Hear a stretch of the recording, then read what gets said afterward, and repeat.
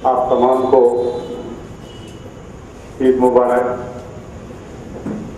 साथ में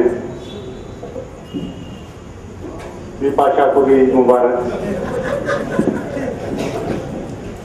सलीम टेकू को भी ईद मुबारक और जेल में विपाशा है उनको भी ईद मुबारक, क्योंकि वहाँ तक प्याम जा रहा है।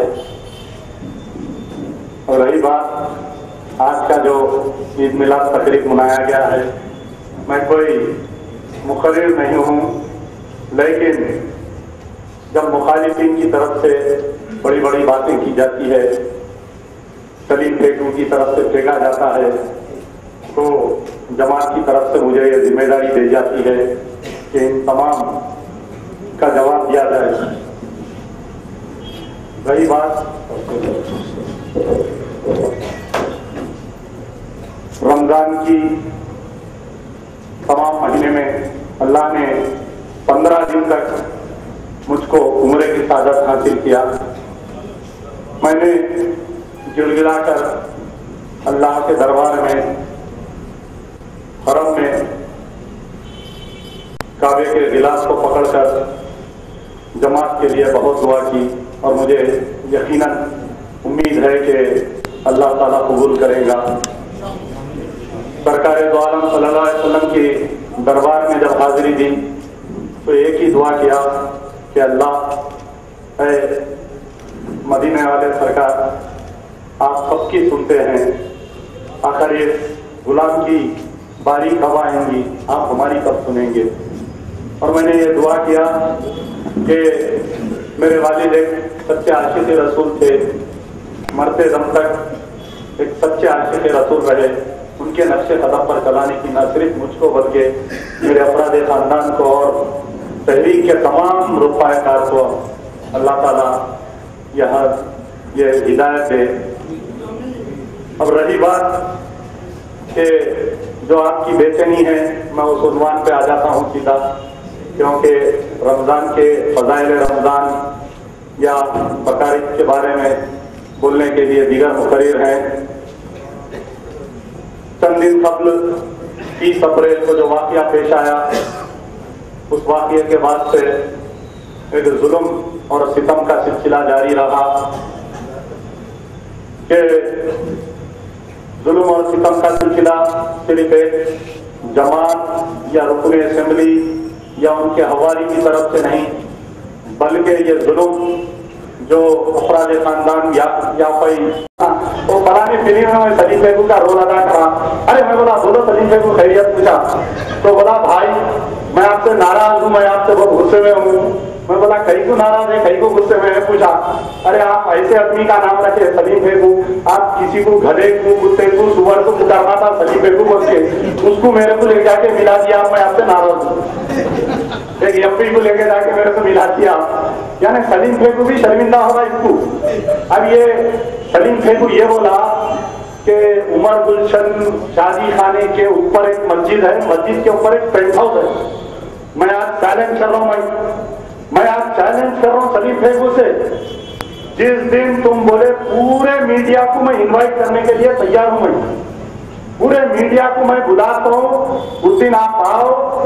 आपको कुछ होने वाला नहीं है, पूरों को बोल देता हूँ हट जाओ, बोल पूरे दुनिया को बोल देता हूँ हट जाओ, कुछ नहीं करना, बाद में देखेंगे। आप आओ। अगर मोहम्मद पहलवान के जो शादी खाना एक तरफ, बाजू मस्जिद, उसके बाजू होटल, मस्जिद के ऊपर ये ऐलान, ये तकरीर में बुलाएंगे, यानी मक्का मस्जिद के मिंबर रसूल से हदीस कुरान बयान करने के बजाय वहां पर याद मोहम्मद पहलवान हो रहा था। वहां पर यौमुल कुरान के बजाय याद मोहम्मद पहलवान हो रहा था। वहां पर अगर मोहम्मद पहलवान के जो मस्जिद बनाए, मस्जिद उमर के ऊपर अगर पेंट हाउस है, इन्होंने ऐलान करे ना पेंट हाउस है बोल के, आप लोग भी सुने होंगे, बकरियां चराते बोल के ऐलान करे। मैं चैलेंज कर रहा हूं कि अगर उसके ऊपर पेंट हाउस है या अगर उसके ऊपर बकरियां चरा रहे तो मजलिस बचाओ तहरीक से एज ए कारपोरेटर में इस्तीफा देने के लिए तैयार हूं। नहीं तो तुम 7 दिन के अंदर, मैं पूरे मीडिया को ले जाके बताने वाला हूं 2-3 दिन के अंदर कि मस्जिद के छत पे कोई पेंट हाउस नहीं है, मस्जिद के छत पे कोई मस्जिद के छत पे कोई पेंट हाउस नहीं है और ना कोई बकरियां चल रही हैं। बड़े बड़े बातें फिर आए खिलवत में आके वहां पर तकरीर एक जलसा।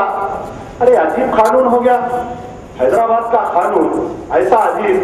ये भत्ता चोर, ये समझ गया ना, भत्ता चोर बोले तो पठान बोले तो रहीम शहीम गोरा गुंडा अमजदुल्ला का पठान, मजीदुल्ला का पठान, खान का पठान। हाँ पठाना तो काले नहीं रहते, काले रहते बोलो। ये काला पठान कहां से आया बोलो?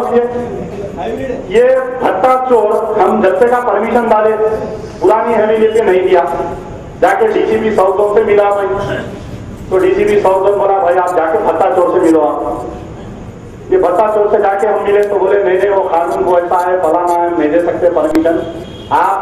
आपके तकरीरों की वजह से law and order problem create हो रहा। अरे मेरे तकरीरों से जो लोग सुन रही, जो जहनों में टेंशन, वो इत्तेफाक आने वाला नहीं है। आजम अजीज का जो एनकाउंटर किया गया, नींद में से उठाकर बच्चों को घर में से ले गया। इसका यही रमजान के दिन से सही का वक्त था। आजम जो लड़का रैन बाजार में रहता है और अजीज जो मुमताज कॉलेज के पीछे रहता है, बच्चा सही करके पान के डब्बे पे छालिया खाते जा रहा होता, व्हाइट एम्बेसडर में आकर बच्चे को उठाकर लेकर गए और ले जाकर एनकाउंटर करे उस बच्चे का। मैं उसी दिन ऐलान करा, चंद्रबाबू नायडू के सामने में बोला, जब 2 बच्चों को गिरफ्तार करे थे, मैं डॉक्टर खान खान चंद्रबाबू नायडू से मिलने के लिए गए थे। मैं डॉक्टर खान खान जब बोले कि भाई देखो 2 बच्चों को गिरफ्तार करे हैं, हमको मालूम हुआ है कि इनकाउंटर करने वाले हैं, चंद्रबाबू ने सुस्तम बोला। मेरा यकीन था कि ये कानून ये कुछ ना कुछ दाल में काला है। जब हम लिफ्ट से नीचे उतरे तो मेरे को एक अखबार वाला बोला कि एक बच्चे का इनकाउंटर कर दिए।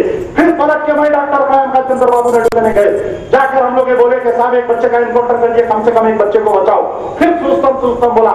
मैं उसके मुंह में बोला कि तुम पहले बीजेपी का साथ देके मुसलमानों से, मुसलमान तुमसे नाराज है, अगर तुम ये एनकाउंटर को नहीं बताएंगे तो तुम फिर आने वाले साल में तुम्हारी जवान से तो इख्तियार होना पड़ेगा।